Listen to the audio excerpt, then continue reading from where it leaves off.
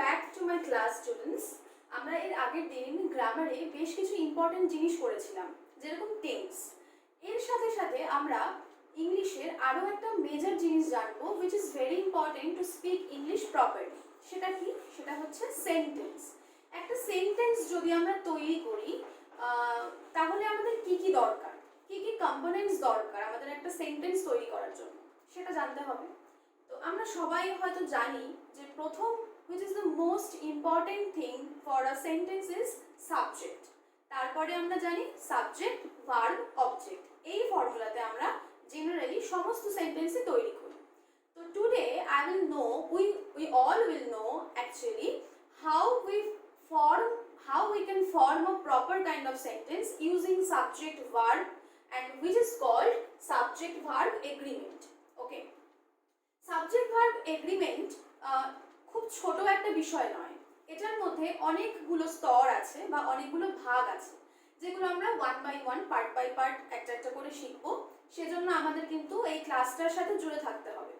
তো প্রথম যেটা আমাদের দরকার সেটা হচ্ছে, দেখো আমি লিখেছি there is agreement with the present tense verb.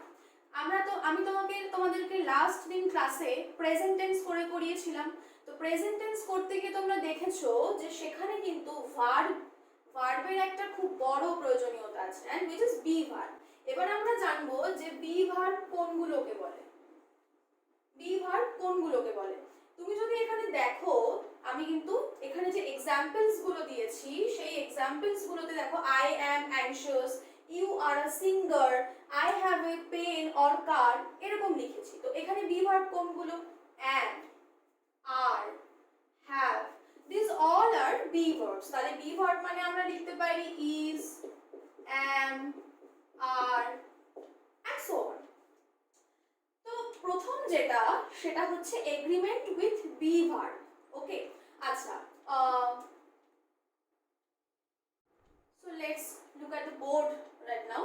দেখো প্রথম যেটা আমি দিয়েছি সেটা হচ্ছে there is agreement with a present tense verb.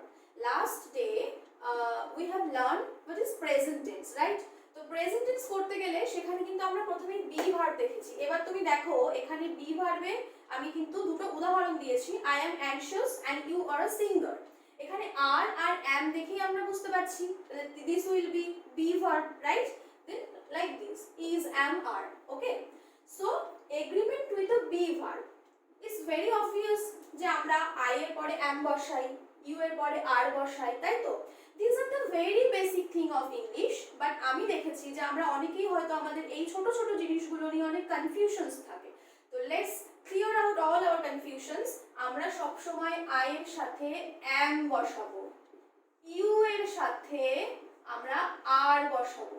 আমরা জেনারেলি জানি am is the singular form and are is the plural form, right? But you, this is a singular, you, right? But you এর সাথেও কিন্তু আমরা সব সময় are ই বসাবো। ওকে, so this is the agreement with be verb. I am anxious or you are a singer. you এর সাথে সব সময় are বসবে, মানে তুমি একজন সিঙ্গার। এরকম যদি আমি বলি যে তুমি একজন টিচার, তাহলে বলবো you are a teacher. আমি যদি আমার কথা বলি I am a teacher, তাহলে আমি হই একজন teacher. So this is the agreement of be verb with the subject. দেখো সাবজেক্ট অনুযায়ী আমি যদি আমার কথা বলি I, সেই অনুযায়ী আমরা একটা be verb ইউজ করছি। আবার আমি যদি বলি you, সেই অনুযায়ী আমরা একটা be verb ইউজ করছি। So be verb will always differ according to the subject we use in a sentence. Okay, so let's look at the second one, which is agreement with have verb. And have আমরা জানি have and has আমরা present টেন্সে have has ব্যবহার করি আর past টেন্সে had ব্যবহার করি। তো প্রেজেন্ট টেন্সে যেহেতু have and has দুটো হয়, তো আমাদের জানতে হবে যে আমরা কোথায় have বসাই আর কোথায় has বসাই।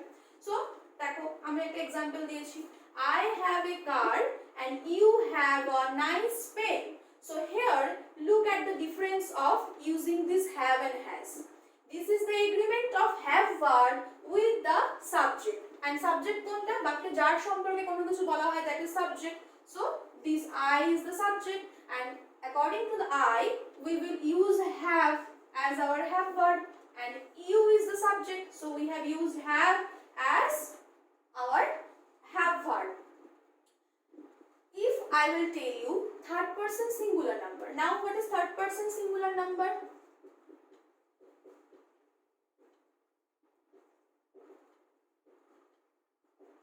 Ram, he, father. সো আমি যদি বলি আমার বাবার একটা গাড়ি আছে, তাহলে আমি কি বলবো? I will not say my father have a car, I will say my father has a car. Why? Because third person singular নাম্বারে কিন্তু আমরা সব সময় has এই have ভার্বটা ইউজ করব।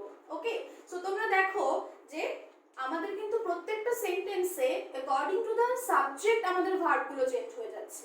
যখন আমরা সাবজেক্ট ব্যবহার করছি যেরকম ভাবে, সেই অ্যাকর্ডিংলি আমরা কিন্তু আমাদের ভার্বগুলো পাল্টে দিচ্ছি, হ্যাভ ভার্বগুলো। So this are the very basic things of English, but this is very minute thing, we have to know it properly.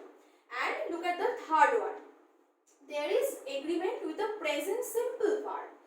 See, আমি তোমাদের এখানেই বললাম যে থার্ড পারসন সিঙ্গুলার নাম্বার আমরা কোনগুলোকে বলি? He, she, Ram, Shyam, means first person and second person ছাড়া আমরা বাকি যাদের কথা বলি বা জানি সেগুলো সবই থার্ড পারসনের মধ্যে পড়বে, right? So a garden looks nice. এবার বলো, আমি যদি বলি যে you look nice, then why the garden looks nice? or my father goes to office, I go to school যদি হয়, তাহলে my father goes to office কেন হবে? এখানে এটা একটা নিয়ম, গ্রামারের নিয়ম। যখন আমরা third person singular number use করব, তখন কিন্তু আমাদের সব সময় ভার্বের সাথে এস বা ইএস যোগ করতে হবে, ঠিক আছে? তো সেই জন্য দেখো গার্ডেন এটা সিঙ্গুলার নাম্বার, সো লুক এই ভার্বটার সাথে কিন্তু আমাদের এস যোগ করতে হয়েছে। and my father আমি আগেই বলেছি this comes from singular and third person, so my father goes to school। কিন্তু আমি যদি লিখি I go to school, এটা কি ভুল? এটা ভুল নয়, because I is first person, first person এর সাথে কিন্তু আমরা এই নিয়মটা ব্যবহার করব না। so class, I hope these simple tricks of English of this subject verb agreement is clear to you now.